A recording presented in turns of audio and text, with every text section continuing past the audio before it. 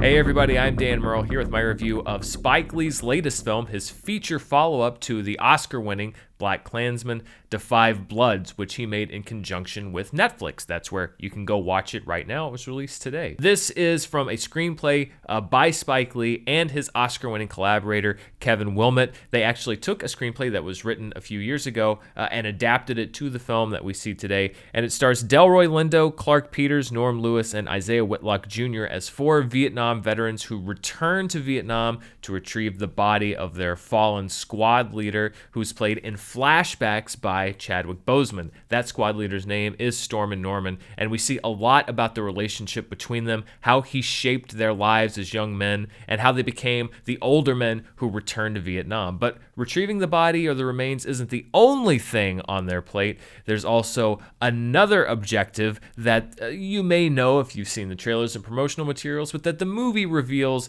as it goes along, so I won't reveal it here. This leads to a lot of complications and a lot of different aspects of why are they really here, how have their lives changed, and what hasn't changed since they left Vietnam. And as always, Spike Lee does not shy away from issues in this movie. He has always been a filmmaker who is not afraid to tackle issues of race, issues of really all sorts throughout his films, and this movie is no different. And this really confronts a lot of those issues head on in very direct ways and sometimes very uncomfortable ways, but in ways that really resonate. One of the things that the movie deals with very heavily is the issue of black soldiers who fought in Vietnam, and the fact that many of them, when they returned home, not only weren't welcome because of systemic racism in the United States, but were doubly unwelcome and discriminated against because they were soldiers who were sent as young men to fight in a very unpopular war, a war that they didn't start, many of them a war that they didn't even choose to fight in, and yet they came home largely to a country that was already unwelcoming to them, to only be doubly unwelcomed. And we see how that has affected them as they grow older, how that has affected their minds, how that has affected their lives, their outlook in life. And really, the actor whom you see this affect the most is Delroy Lindo. And as I mentioned, all of the performances in this film are solid, but Delroy Lindo really delivers, I think I would say, the best performance that I've seen in a film this year. I cannot imagine a performance that I would put, or five performances that I would put above Delroy Lindo's performance in this film on my short list when it comes time for award season. He really captures the soul of this character, Paul, who has been affected profoundly by what happened in Vietnam, has had PTSD in a way that even his fellow soldiers can't relate to, and we learn more about his character, but we also see his disillusion with the country, his disillusion with how he's been treated in his life before Vietnam, during Vietnam, and after Vietnam. It is a powerful performance and a profound performance by Delroy Lindo, who has been, doing the work as far as acting goes for decades now. I can't, even if the movie's not great, I don't remember a Delroy Lindo performance that I've not enjoyed, but he really cuts to the heart of this movie, and it is a real centerpiece performance. So wherever they decide to submit it, best actor, best supporting actor, I'm sure that there will be cases made for both. Delroy Lindo, something is wrong if he is not on those lists at the end of the year, because he's that good in this movie. As I mentioned, the movie tackles a lot of different issues. In addition to the issues of black soldiers fighting in Vietnam, it also covers the idea of race in general, not just in the United States, but, for example, how the difficult race relations, the turbulent social upheaval that was happening in the United States was exploited by the North Vietnamese to use as a wedge issue for black soldiers that were fighting in their country at that time. There is a very interesting sequence regarding the assassination of Martin Luther King Jr., which I had not thought, and as I was sitting there watching the movie, that yes, there were a lot of black soldiers that found out about that while fighting for the country in Vietnam for their country, or for the country that at least they've been told is their country. And the way that was used to try to manipulate those soldiers to stop fighting, to basically turn their backs. It's something that I really wasn't familiar with, and a perspective that I never even considered, that this movie brings home in a very strong and a powerful way. And one way, by the way, that it does that when we see these flashbacks to Vietnam is it does not recast the older men with younger actors, nor does it de-age them like Martin Scorsese did in The Irishman. And some might find that distracting, but I actually found that to be a way to track their stories across the film because, like I said, in many ways, these characters, some more than others, never left Vietnam. There are so many complicated issues that the film takes on, and yet, until the very end, it doesn't really seem weighted down by any of them. This is a movie of, as Martin Scorsese said about The Irishman, that was a bit of an understatement, of considerable length. It's not quite that long. It's about 2.5 hours. But it needs to be that length because I think if you were to abbreviate the movie too much, then it would seem weighted down by everything that it has to say. As it is very luxurious in that it can explore these issues and these characters in a way that doesn't feel rushed. So there are a couple of technical things I also wanted to bring up. The first one being the cinematography by Newton Thomas Sigel. This is actually his second Netflix film of the year. He also did the cinematography for Extraction, which I really liked. I thought that was a really good-looking film. But he and Spike Lee together have really crafted a unique look for this film in that the live action is shot actually in 3 different aspect ratios. When we start the movie in present day, they shoot it at 2:3:9:1, which is basically the widescreen look that you see where you have the black bars on the top of the bottom if you're watching on an HD TV. That goes all the way up until they actually go into the jungle, and then they switch the aspect ratio to a 16:9 aspect ratio, which basically means it fills up the screen on your HD TV.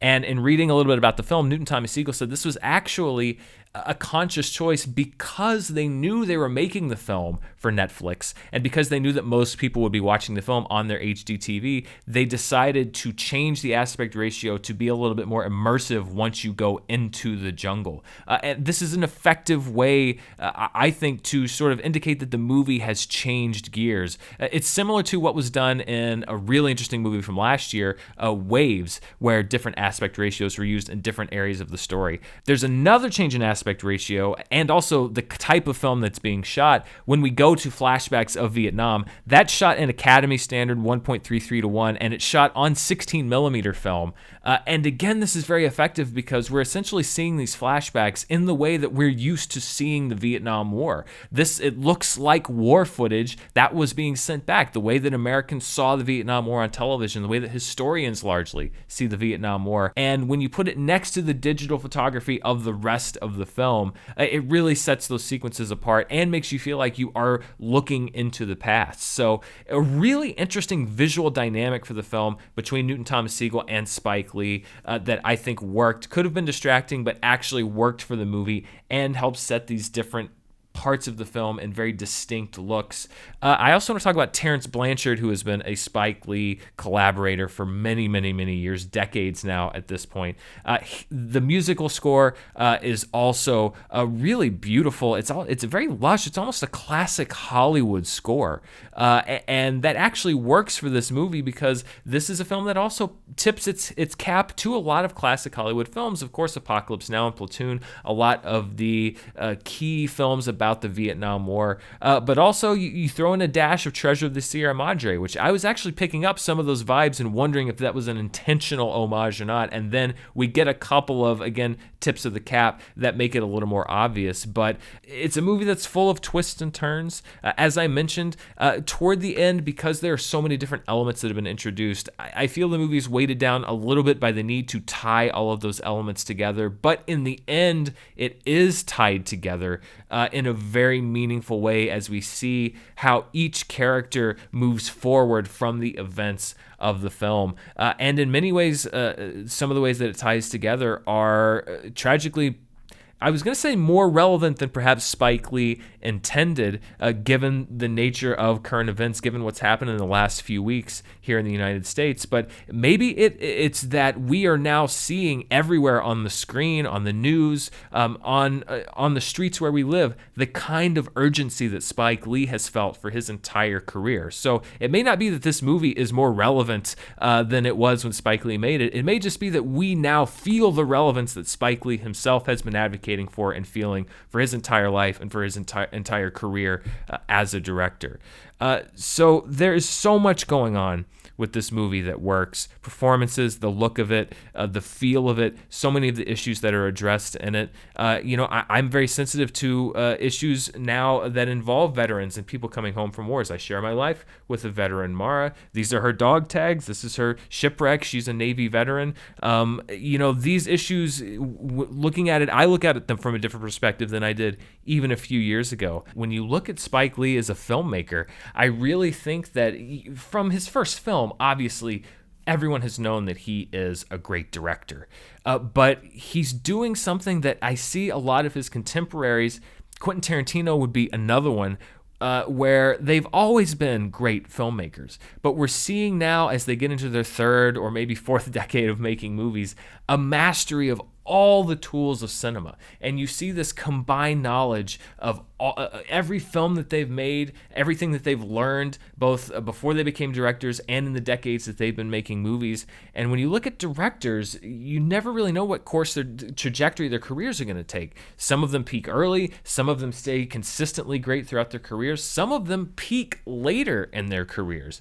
And I think what we're seeing from Spike Lee here, looking at his last several films, and then particularly this film and BlackKklansman, I think we are seeing a late career. I hope this isn't the peak, but certainly a real demonstration from Spike Lee that he is still challenging himself and still growing as a filmmaker and still has a lot to say.